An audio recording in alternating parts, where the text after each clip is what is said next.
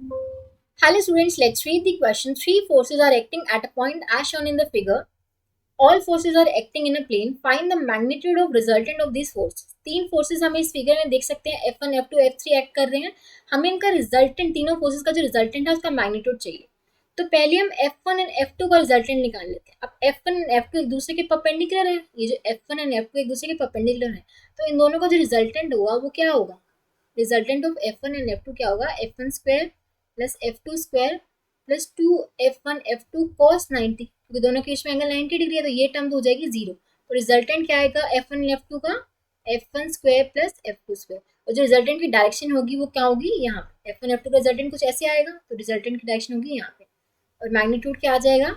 F1 की value कितनी है हमारे पास? 10√2 उसका स्क्वायर. F2 की वैल्यू भी क्या है? 10√2 तो उसका स्क्वायर. तो ये आ जाएगा यहाँ पर 10√2 करेंगे तो ये आ जाएगा 100 × 2 प्लस में ये भी आएगा 100 × 2.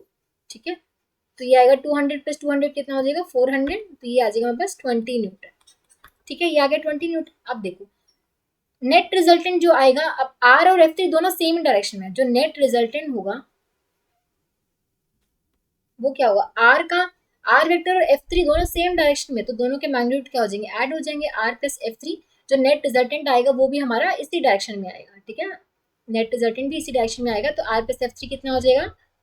20 प्लस F3 की वैल्यू क्या है? 10, तो हो जाएगा 30. तो नेट रिजल्टेंट का मैग्नीट्यूड क्या होगा? 13 न्यूटन. और डायरेक्शन भी क्या होगी? इसी डायरेक्शन में होगा, along F3. Are plus F3 क्या होगा? इसी डायरेक्शन में होगा. ठीक है, उसका मैग्नीट्यूड बढ़ जाएगा. ठीक है, वेक्टर की लेंथ बढ़ जाएगी. ओके, सो हम बोल सकते हैं कि जो करेक्ट आंसर क्या हो जाएगा? 13 न्यूटन. आई होप आप सबको समझ आया होगा. Thank you so much.